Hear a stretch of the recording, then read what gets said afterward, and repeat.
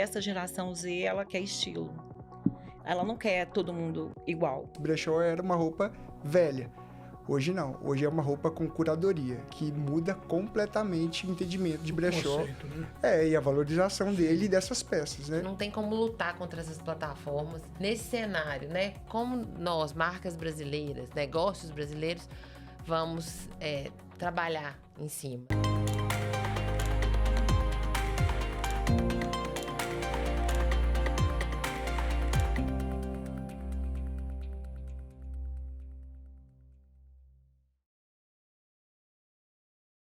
Olá, pessoal. Estamos começando mais um Por Dentro dos Negócios. Hoje vamos falar de um mercado muito criativo, com grandes tendências. Um mercado que vem modificando dia a dia. Deixou de ser estilo, deixou de ser só moda.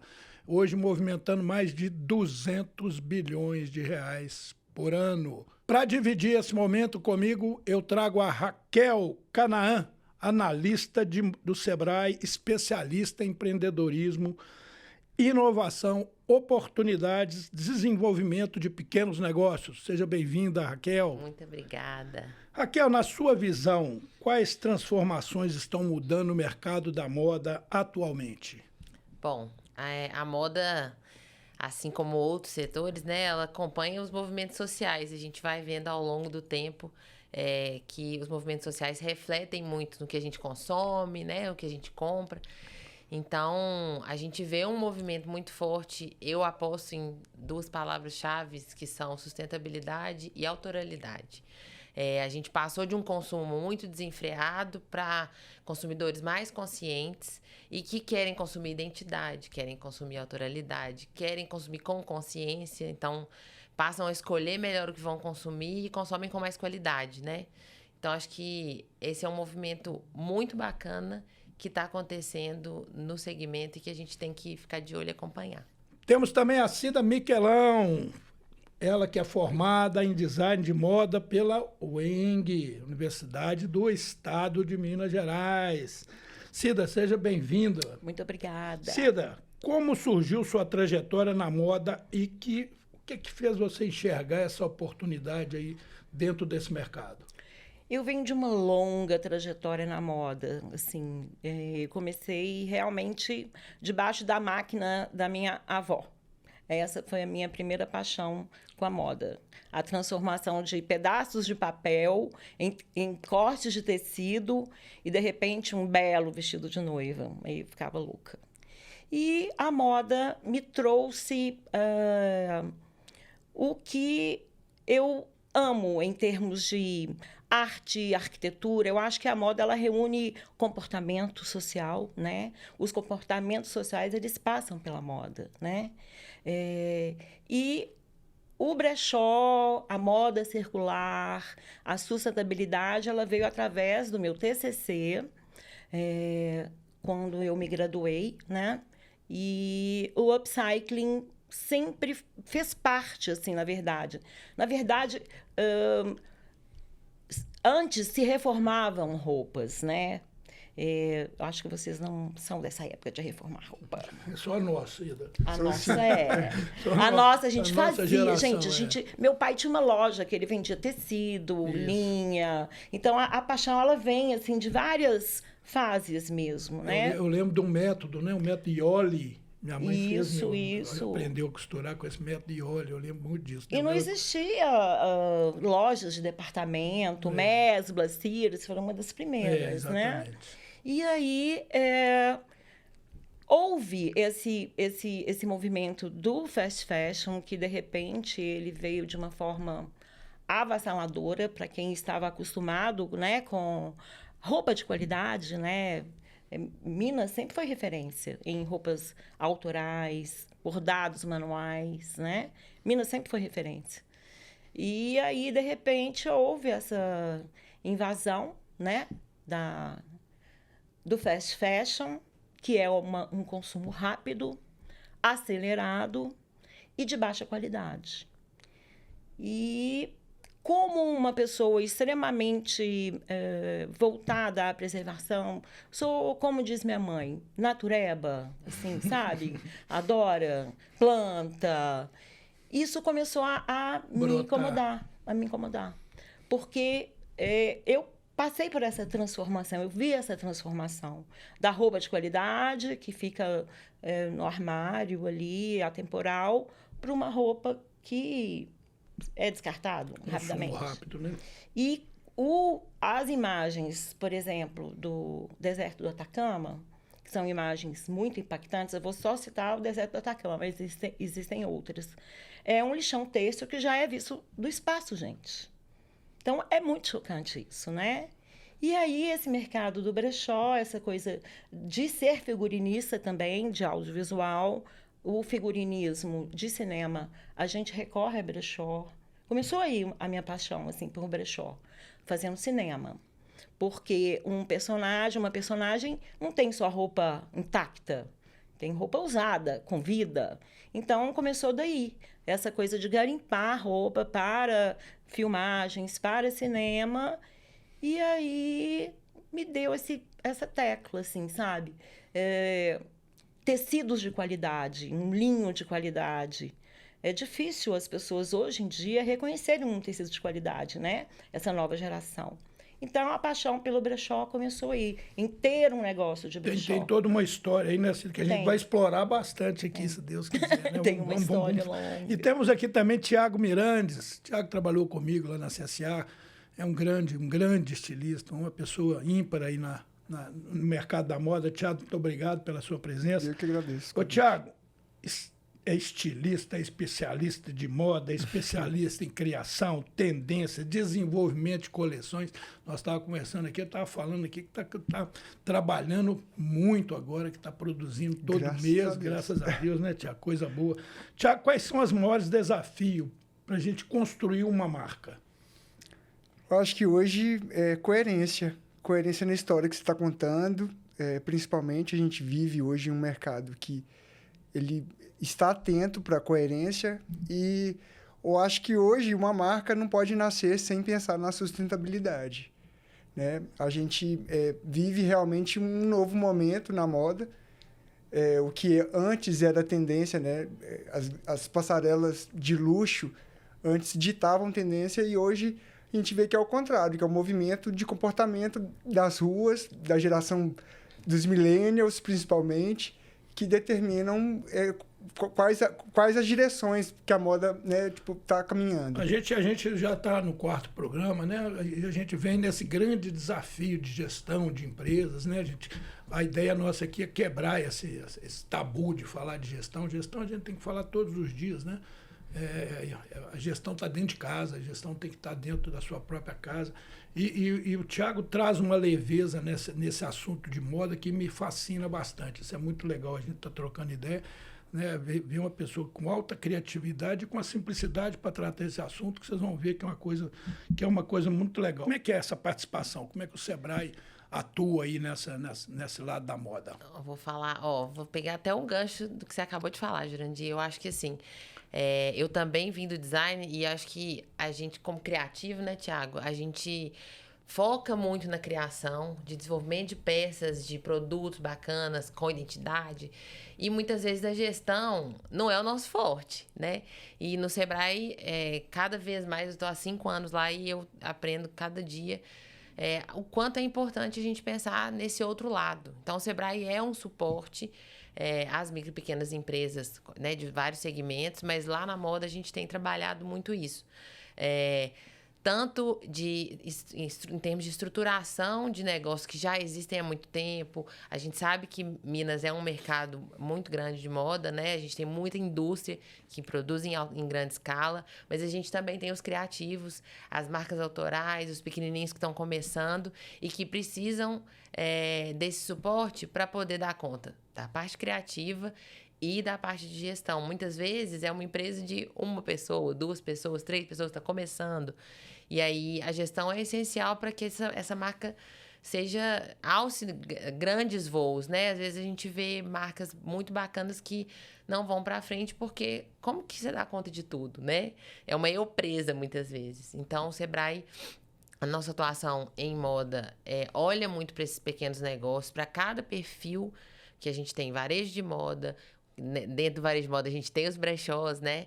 A gente tem as indústrias de moda, de grandes polos que nós temos no estado, e temos as marcas autorais, que às vezes tem uma produção mais slow, né? Menorzinha, mas que tem um alto potencial criativo de nacionalização e internacionalização. Então, o nosso olhar está muito voltado para esse cliente, para como potencializar cada um desses negócios. Não existe, pessoal, sabe? Qualquer negócio que vocês forem implantar, qualquer ação em termos de negócio, tem que ter gestão. Tem que ter. Não é que deve ter, não. Tem que ter gestão. Gestão em todas as pontas, né? As pessoas pensam muito assim, no caso da moda, né? Eu sou uma boa costureira, eu tenho boas ideias, eu tenho, né, a criatividade alta, eu vou montar uma empresa. E, às vezes, esquece, né, de que atrás dessa empresa tem que ter gestão de negócio, tem que ter a questão de consolidação de marca. E, pessoal, Sebrae é um parceirão. CSA, a empresa que eu trabalho hoje, né, inclusive faz parte desse programa aqui, a gente tem lá tanto o Sebrae quanto o Senai já há 6 anos nos dando suporte. É um trabalho muito legal. Cida, como é que é essa questão do garimpo aí, Cida? A gente garimpa o que chega ou a gente vai atrás de alguma tendência assim, meio enxergando a moda também? Eu gosto do vintage. Eu acho que não faz muito sentido você ir atrás de tendência, né? Até mesmo porque essa geração Z, ela quer estilo. Ela não quer todo mundo igual. Eu me lembro de um evento que tem em Belo Horizonte, muito famoso, em Minas Gerais, e a época das influencers, gente, parecia que elas estavam uniformizadas. Você sabia que era influencer por causa da cor que elas estavam usando.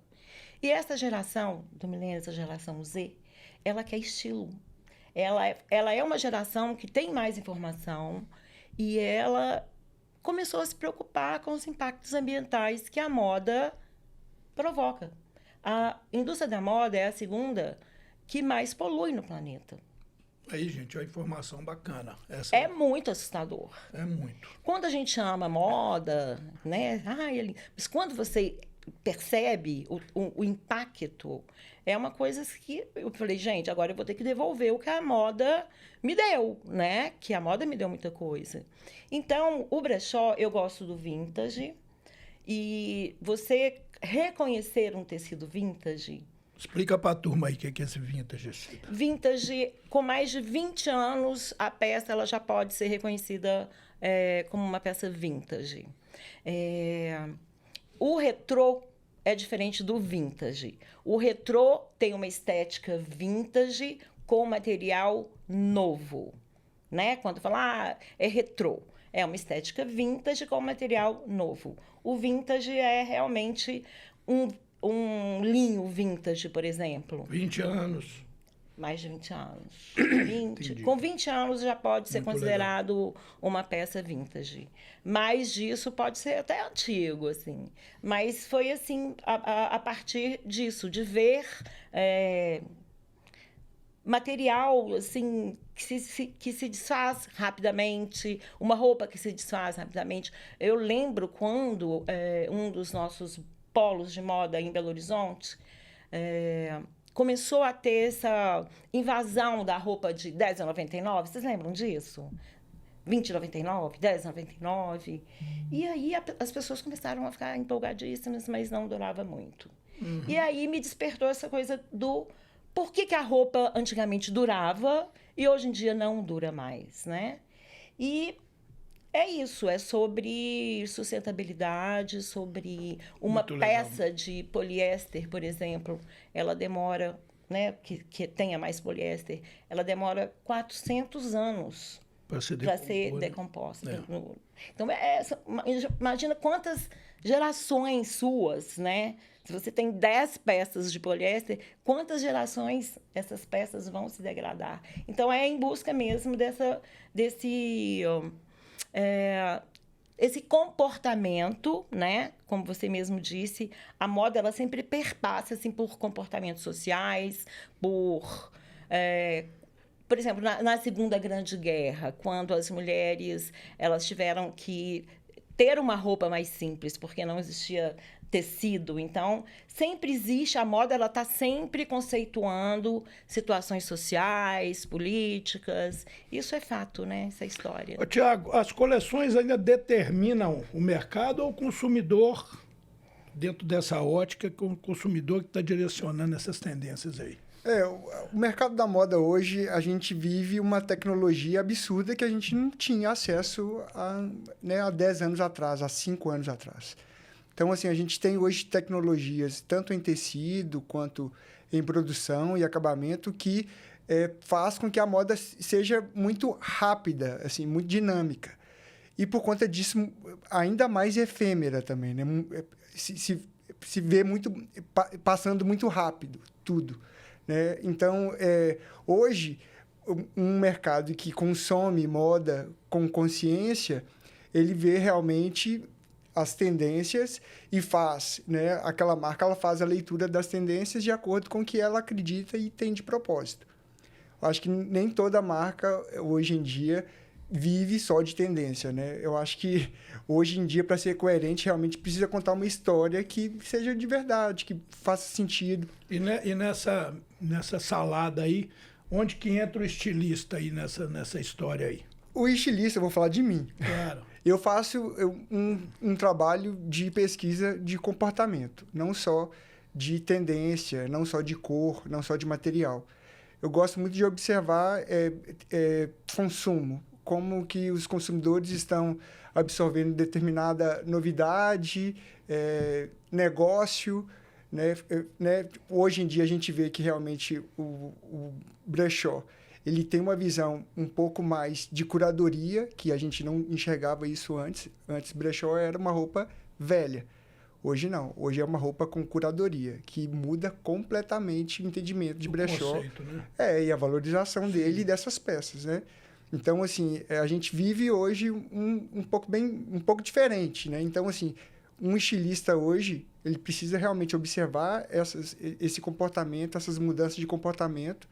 E, claro, quando não é autoral, quando não é uma pessoa que está trabalhando com o próprio nome, igual no meu caso, né? Eu sempre estou trabalhando com uma marca, em envolver por aquela marca, né? Qual a história que aquela marca quer contar. Tem que falar, né, Tiago? Tem que estudar muito, né? Isso, tem. Porque tem gente que acha que algumas profissões são só psicografadas, né?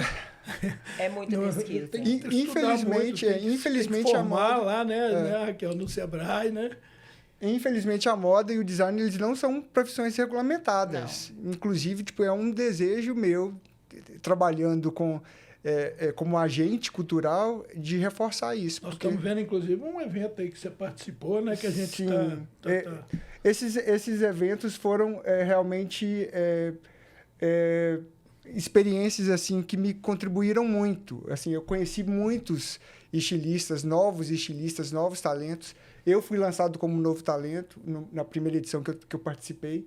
E continuar sendo convidado para um projeto desse é realmente uma satisfação enorme. Assim.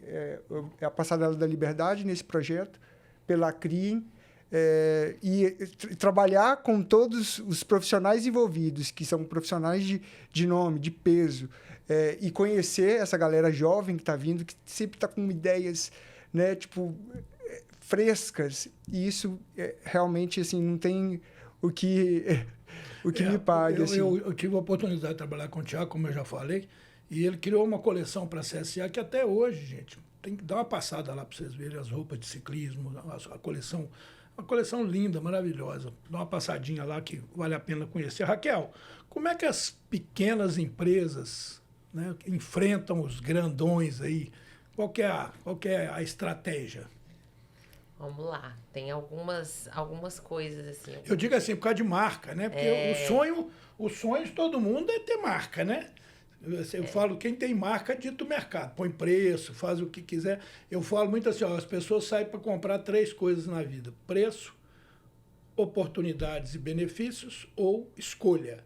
E a marca é escolha, né? A pessoa quer uma Ferrari, por exemplo. Eu quero uma Ferrari, eu quero um Mont Blanc, eu quero enfim, como é que é essa história? E os pequenos lá, como é que é? A gente tem 2 perfis hoje e eu tenho defendido cada vez mais isso que a gente tem conversado, né? A gente tem... Minas tem vários polos, né, produtivos. A gente tem polo de moda íntima, moda praia, jeans, pijama, moda feminina, né? Se a gente falar cada um desses segmentos, cada um lembra de um polo. Né? A gente é reconhecido por isso. E aí é uma moda mais rápida mesmo. É moda de grande produção e que disputa preço. E eu acho que a gente tem que entender que é um tipo de negócio e tá posto, né? A gente teve ano passado uma edição com 50 marcas, 50 indústrias de moda, onde a gente trouxe o comprador do Brasil inteiro para poder comprar dos nossos produtos. Por quê? Porque Minas tem moda de qualidade.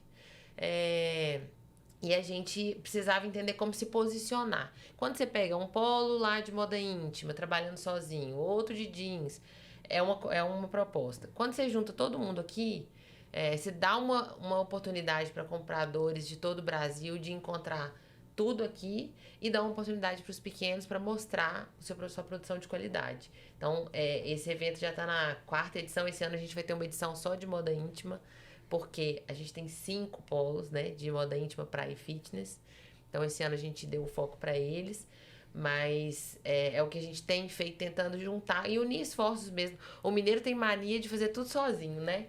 Então, a nossa proposta ali no Sebrae com o Integra Moda Negócios é unir forças e todos esses segmentos e mostrar que Minas faz moda de qualidade e que atende a todos os Complementando aí essa história da Cida, me veio um questionamento aqui. Quais empresas, na opinião de vocês três, estão crescendo mais? As que fabricam melhor ou as empresas que buscam entender melhor o seu público para poder fabricar? No meu ponto de vista, eu acho que é entender melhor o seu público, assim, hoje é o que o Thiago falou, né? Porque a pesquisa, ela o tempo todo a gente pesquisa, né, gente? A gente está pesquisando o tempo todo. Você está na Praça da Liberdade, você está pesquisando o que a pessoa está usando. Então, essa geração Z que está atenta a tudo que está acontecendo, às informações que são muito rápidas. Então, eu acredito muito que... Acho que as duas coisas, na verdade, elas se completam, na verdade, né? Porque tem público para... Tem segmento para todos os públicos. Eu acho que são perfis diferentes, né? Tanto diferentes. De produção como de consumidor, né? Eu acredito muito na moda com propósito. Eu acho que essa palavra propósito... É maravilhoso. Dá uma traduzida aí na marca que se posiciona, que pesquisa, que tem interesse. E aí o produto vai ter um valor agregado maior e a gente tem consumidor que paga por isso. O próprio brechó, eu acho que um exemplo, né? A gente vê que agora tem curadoria de peça e que quem vai para um brechó comprar, ele compra, paga o valor que vale a peça e feliz, porque ele está comprando uma peça de qualidade, que tem uma história e tal. E tem o perfil dessa produção mais rápida, que eu acho que também a gente vê muito, por exemplo, as pequenas indústrias que a gente atende no Sebrae, fazem essa venda B2B, né? Que é business to business. Então, eles vendem para o varejo. Então, a gente tem mercado para todo mundo. Mas acho que o caminho é realmente o significado, o propósito, marcas que contam uma história, que se posicionam. O Thiago, você que é o estilista aí, que cria todos os dias, como é que é? Você olha o quê? O que vem primeiro na sua cabeça? As tendências ou, às vezes, o público? A gente vê, de acordo com a estação, os materiais disponíveis, né? Eu trabalho num polo que é o Prado. Então, assim, a gente tem praticamente os mesmos fornecedores. Todas as marcas, os mesmos fornecedores. As mesmas cartelas de cores. Então, assim, o desafio é fazer algo que seja compatível com o que o mercado está lançando, mas diferente do concorrente. Então, é desafiador nesse sentido, de pensar essa pesquisa. Eu enxergo uma coisa aí meia antagônica. Minas é um grande polo de fabricação de roupas e pouca fábrica de tecido. Vocês acham que Santa Catarina realmente domina o mercado brasileiro? Como é que é isso? Se arrisca menos, o Raquel? Eu não sei o porquê, não sei te dizer o porquê, mas é uma discussão que a gente tem tido constantemente, até com as indústrias, e até o próprio governo pensando em iniciativas para isso, porque a gente tem uma questão, né? Quando você compra fora do estado, tem tributação, enfim, tem um monte de coisa que faz o nosso produto ficar mais caro e aí ele perde competitividade no mercado, né? Então, assim, não sei dizer o motivo, mas acho que é preciso pensar em políticas de atração mesmo, para que a gente consiga... É uma coisa que incomoda, sabe? Eu vivo de roupa, né? A gente, a CSA vive... E aí a gente, para comprar tecido, é São Paulo, é Santa Catarina, e Rio aí Grande do Sul. isso impacta prazo, né? Preço, prazo, tudo. Porque como é que você fecha um pedido e aí para sua entrega isso também demanda um prazo maior? Mas Santa Catarina realmente é um polo de referência, assim. Até pra gente lá dentro do Sebrae, Rio Grande do Sul, Santa Catarina, existe acho que eles estão um pouquinho na nossa frente, assim. Estão um pouquinho, não. Tiago, muitas marcas que você desaparece rapidamente, assim, esse fenômeno, como é que você enxerga isso aí? Algumas que estão ali bombando. Eu me lembro da minha época, tinha um pessoal da Getúlio, né, que me remeteu assim, sabe, Getúlio era uma marca de bolsas, couro, fantástico, de repente, some do mercado. O que vocês acham disso aí? Não precisa ser só o Thiago, não. Como é que é isso aí? É má gestão? A coisa entrou num nível... Você falou em duas palavras boas aí, que é a gestão.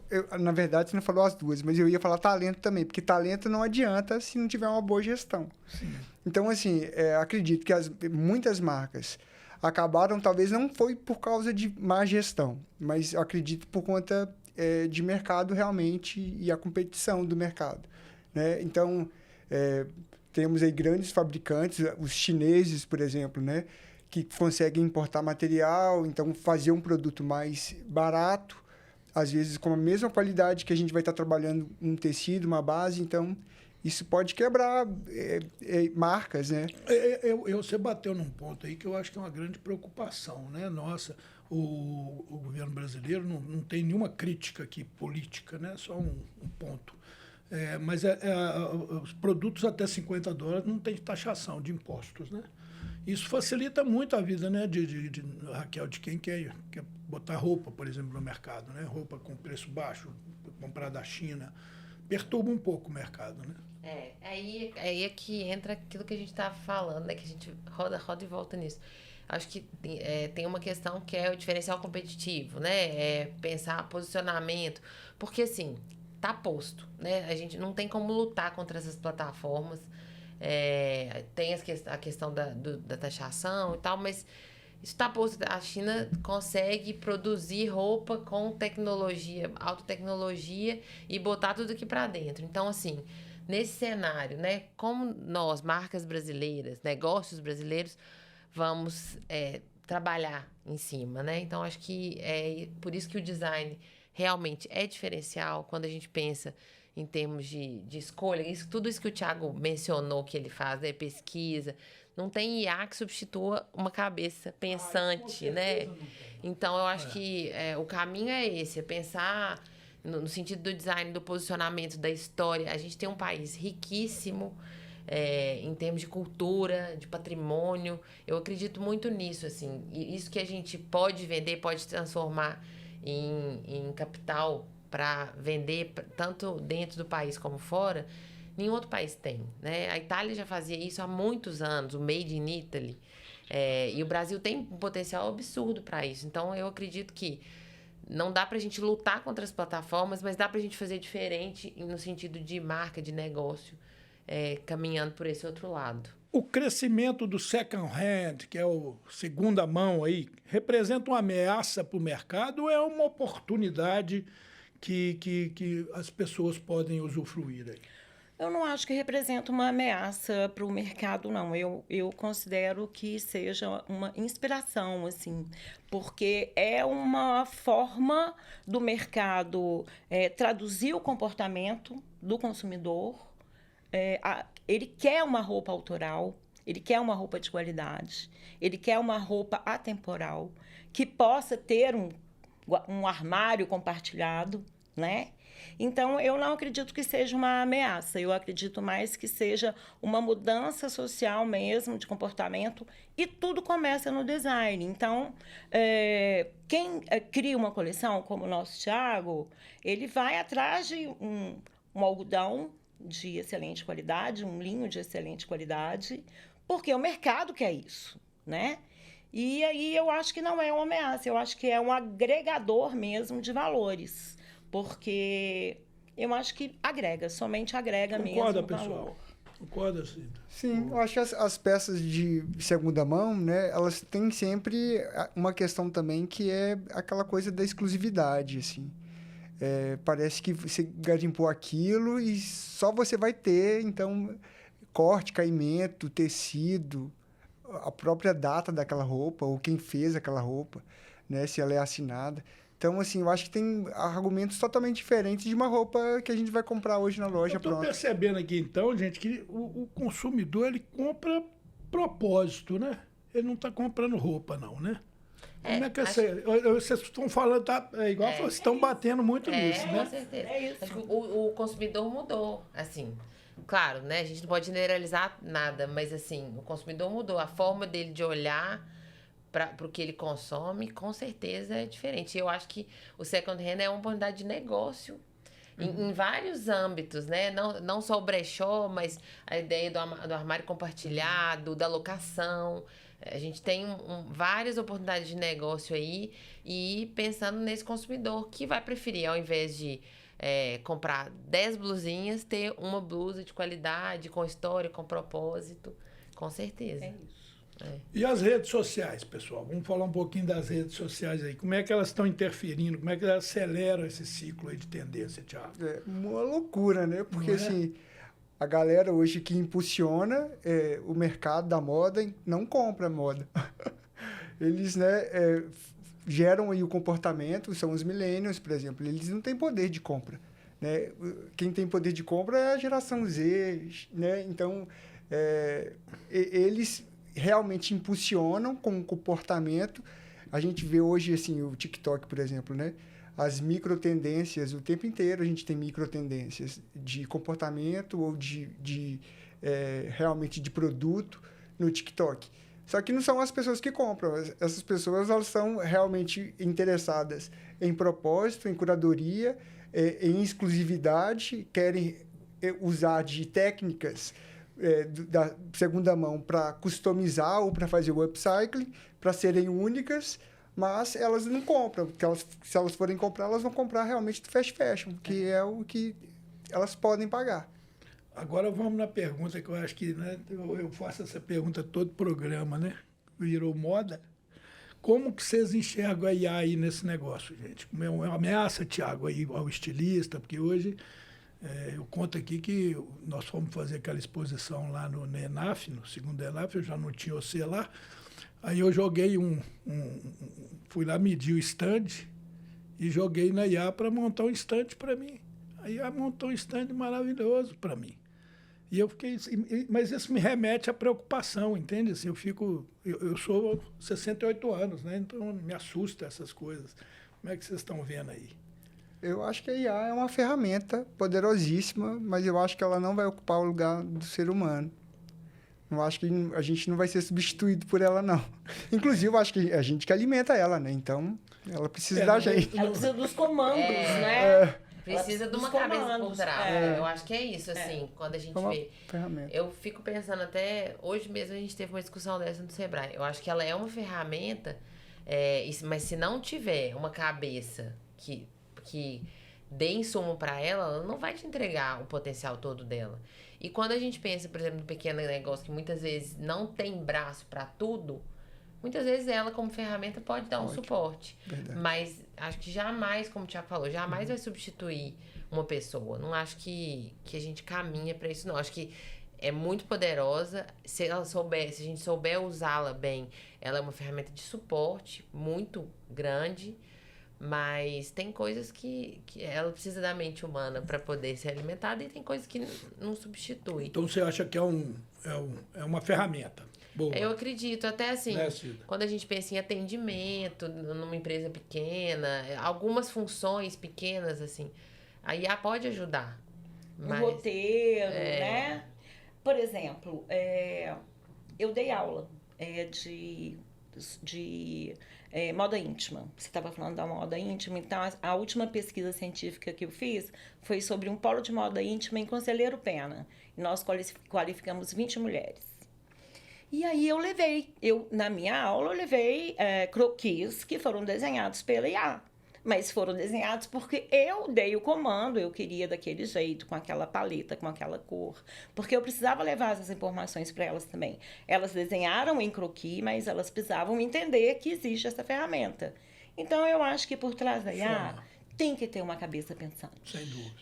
Sem dúvida. Senão vai começar a sair cada coisa absurda. Pois é. Já sai, né? Já sai. E às vezes eu acho que, pelo menos assim, pensando aí na academia, muitas vezes a gente recebe um artigo para avaliar, você olha e fala assim, isso aí é só ter uma outra cabeça pensante do outro lado para olhar e avaliar e falar, não, isso aqui...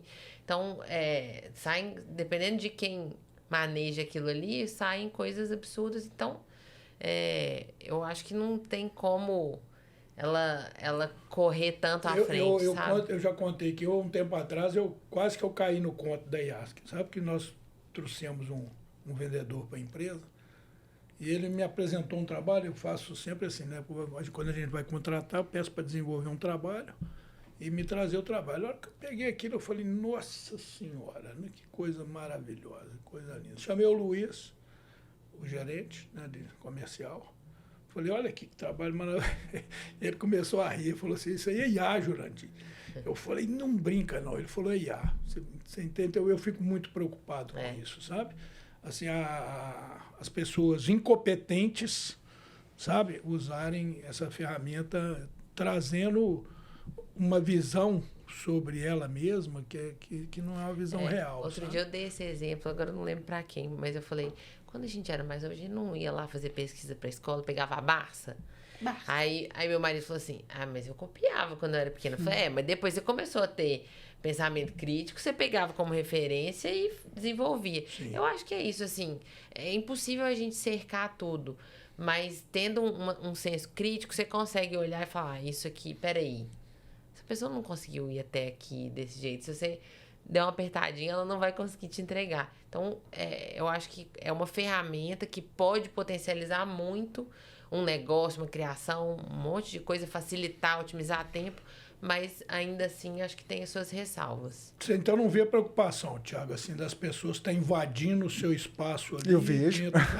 Dentro da criação. É bem assim, né? Vejo. Eu acho muito preocupante. Falei agora sobre a profissão não ser regulamentada. Então, assim, hoje com IA você pode ser qualquer coisa. Né? Você pode fazer qualquer coisa. Realmente, ela é uma ferramenta que ajuda muito no dia a dia para coisas que são...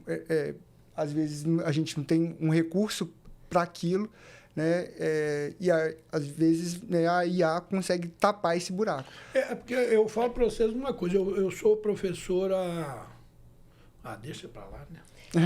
A gente quer saber. 50 anos. 50 anos. Eu estou fazendo 68, eu comecei a dar aula com 14, 54 anos que eu sou professor. A única vez que eu mostrei meu currículo na minha vida foi quando eu fiz o concurso para o UFMG, que realmente as pessoas me pediram para certificar aquilo que eu estava pondo no meu currículo. De lá para cá, eu trabalhei, não é só com futebol, eu trabalhei em mais de 30 lugares.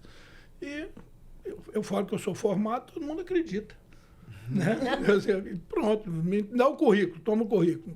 O que está lá no currículo é verdade, até que se prova o contrário. Né? Então, eu acho que a preocupação ela é válida, porque mesmo você cobrando da pessoa ser formada, né? Eu acho que, não sei se lá no Sebrae você teve que atestar que você é formada, mostrar os documentos, sim, né? Porque fora da UFMG eu nunca mostrei isso. Mas eu acho que assim, às vezes você é formado numa área e atua em outra, né? Sim, então acaba. Sim.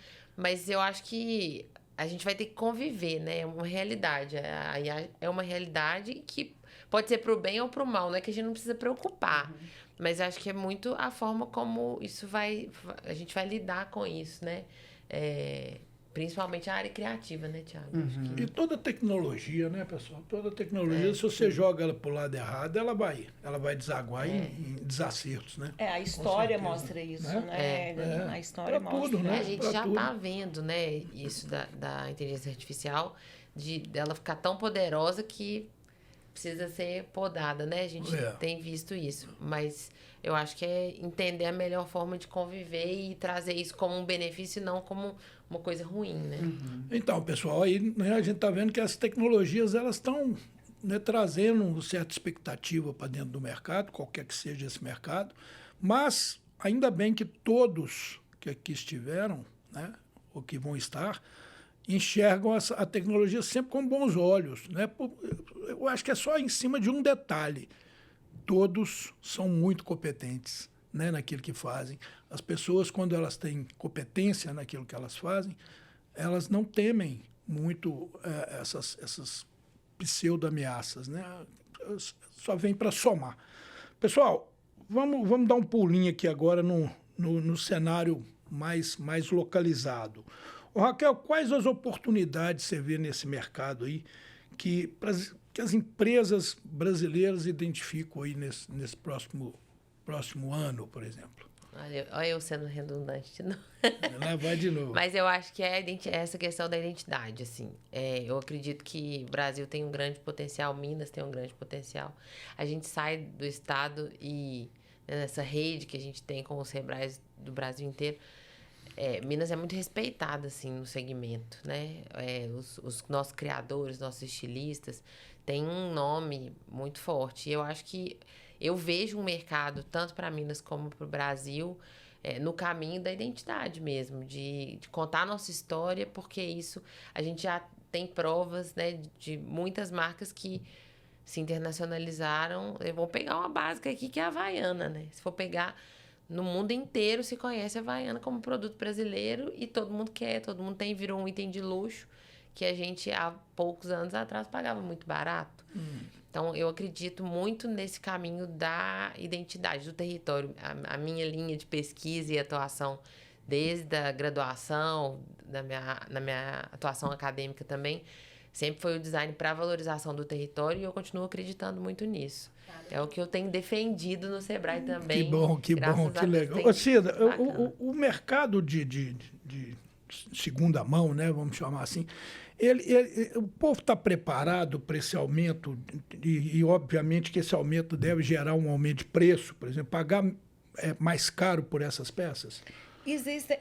Existe uma confusão, as pessoas fazem uma confusão entre bazar e brechó. Onde eu garimpo as minhas peças? Interessante isso, hein, pessoal? O bazar, são peças que não passaram por uma curadoria. Muitas vezes são peças com pequenos defeitos, já desbotadas. Eu dou o meu trabalho, eu garimpo as minhas peças assim. Eu dou o meu trabalho e aí eu separo aquilo que é possível vender no bazar, aquilo que não dá para nem doar, porque tem peças que não dá para doar, e aquilo que dá para virar uma peça de brechó.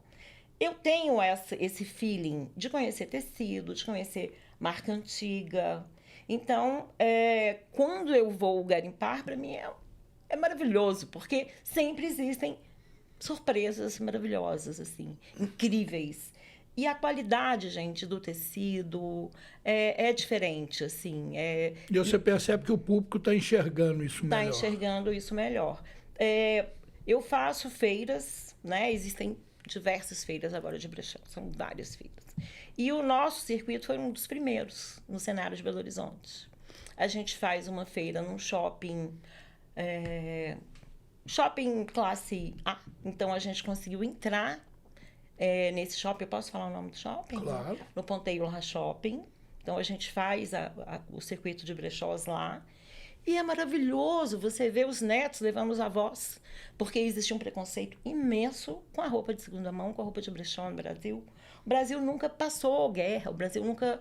Então, existia um preconceito com a roupa carregada de energia, disso e aquilo. Então, você vê o neto levando a avó, e a avó saindo feliz da vida, porque ela garimpou sabe? É Legal, sensacional. Então, a gente entrou num lugar muito privilegiado, que é um shopping que tem um poder aquisitivo. Quem frequenta o shopping tem um poder aquisitivo maior. Então, isso foi, para a gente do mercado de segunda mão, foi um avanço muito grande, gente. É maravilhoso. Uma coisa linda. Tanto do couro como do próprio peixe, né? Exatamente. E a beleza disso, né? Porque assim, a gente tinha isso e a gente não prestava atenção nisso, né? A gente tem esse problema, né? De olhar para fora e achar que é mais bonito de fora. Na estética, por exemplo, asiática, a gente não recebe muito, assim, quando estudante, não é? A gente tem que buscar, porque a gente não recebe. Só eurocêntrico. E o Brasil é riquíssimo, é o que eu vou ser redundante. Minas é riquíssimo na manualidade, gente. Minas era, assim, ainda existe, né? Ainda existem algumas fábricas que trabalham o bordado, roupas de festa, ainda existe, né? O exemplo, a Patibu, maravilhosa, internacional, né? E é isso, eu acho que o mundo está vendo isso, né? Era até uma tendência, a brasilidade, né? Acontecer, né?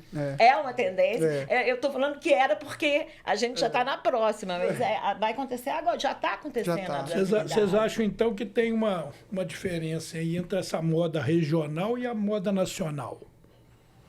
Não, acho que pensando nisso mais ou menos a mesma coisa, né? A moda regional, pensando no Brasil, em Minas, no próprio Pará, como o Thiago citou, a região norte é muito rica e tem se colocado muito na moda. E é a moda nacional. Isso tudo, todos esses pedacinhos compõem uma moda nacional que tem muito potencial, né? A gente tem muitos Brasis dentro de um Brasil, né? Como a gente tem várias Minas Gerais dentro de Minas. Então, eu acho que a moda regional compõe a moda nacional. E tem essa cara, Cida, lá no brechó, por exemplo. Você tem uma roupa que você identifica e fala assim, essa roupa é mineira, essa roupa é baiana. Eu conheço marcas, então, para mim, o caminho ele é mais fácil, né? Mas, por exemplo, uma renda do Nordeste.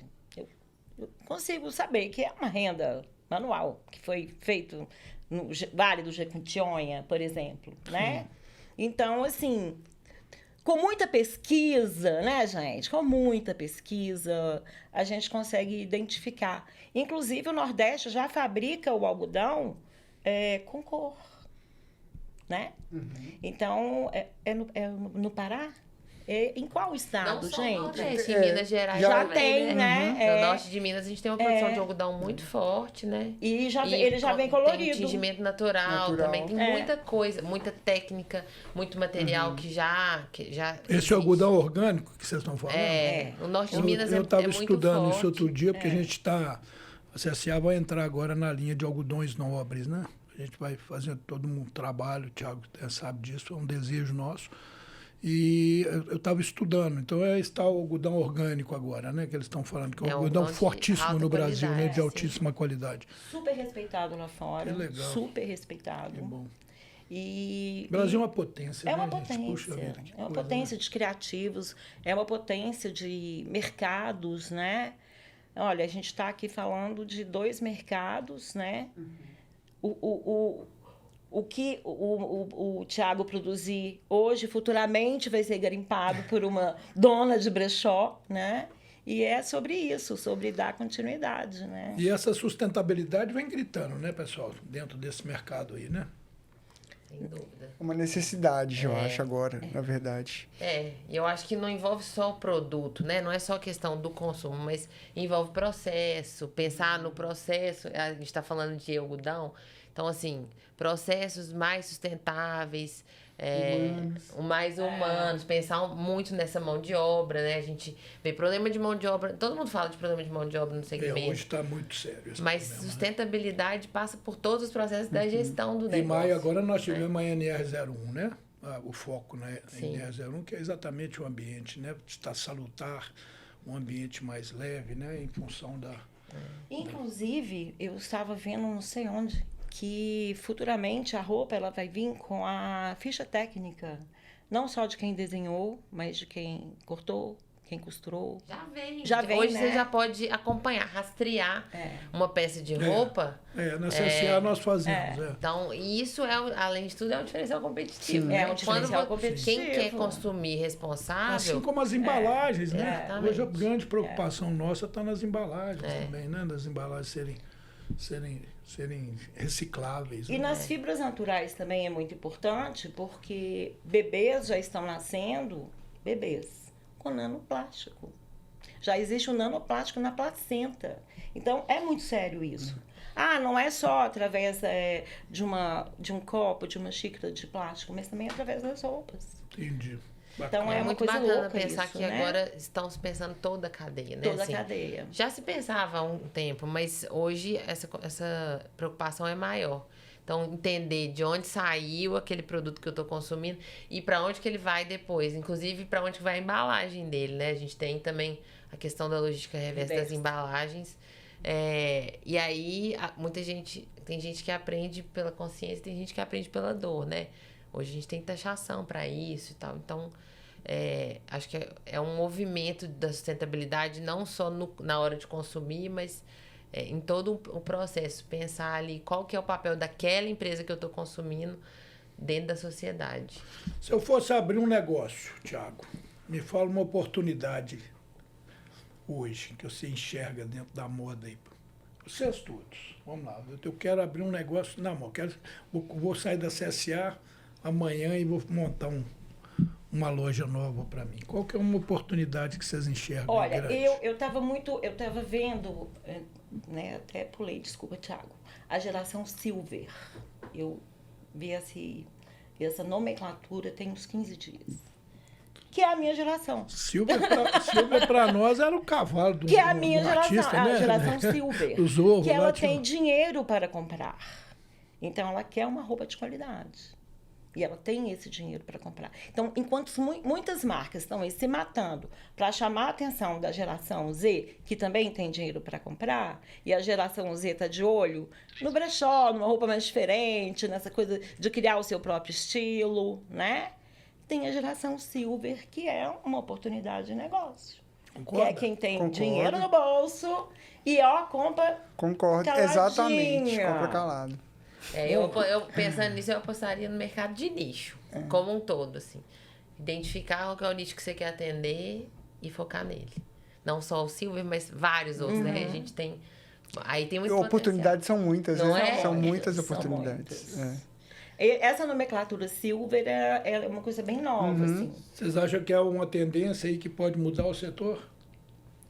Eu acho que é porque você passa a se comunicar de forma mais assertiva. Na hora que você encontra aquele nicho de mercado que você quer atender, ou que você planeja atender, você passa a ser mais assertivo em todo o processo, né, de comunicação, de desenvolvimento. Eu trabalho segmentado, sabe? A gente tem uma política de venda lá na CSA, que é o trabalho segmentado. Assim, cada vendedor atende, apesar de nós estarmos falando de uniformes personalizados, né? Cada vendedor vai dentro de um segmento. Por que isso? Porque eu aposto que ali dentro existe toda uma tendência, toda uma característica de concorrente, de preço, que o vendedor vai se familiarizando mais com aquilo, trazendo essas informações para nós, né? O que gera um conhecimento do mercado um pouco mais assertivo, né? Uma tendência. Mas às vezes me preocupa isso, sabe? A gente está também diversificando muito o mercado, né? A gente atende desde a moda esportiva, personalizado para clubes, para colégios, para clubes federados, futebol, por exemplo, né? E ao mesmo tempo a gente atende empresas de um modo geral.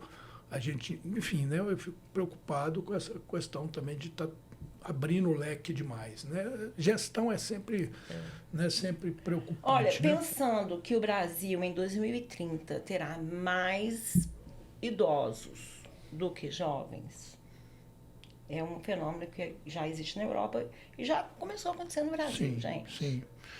É uma boa forma de você escolher o seu nicho, eu acho. Vou né? fazer uma pergunta geral para a gente fechar. Nós estamos no finalzinho do programa. Qual é o conselho que vocês dariam para um jovem que deseja hoje construir uma marca forte no mercado? Um conselho. Eu Estudar. acho que passa. Estudar e eu acho que passa pelo autoral mesmo, assim, sabe? Desenvolver o seu traço, né? E pesquisar, estudar, pesquisar. O tempo todo a gente pesquisa.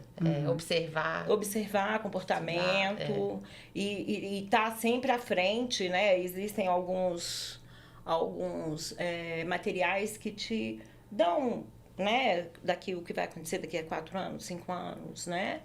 E acho que a observação te dá os insights, né? A gente começa a ver para onde que está caminhando o movimento para poder acertar, né? Mas não tem receita mágica, né? Não tem. Mas eu acho que isso aqui é o bom, né, da coisa, né? Muda o muito. grande desafio de você empreender nesse país, né? Além de outros problemas, né, Raquel? Que a gente sabe aí, né?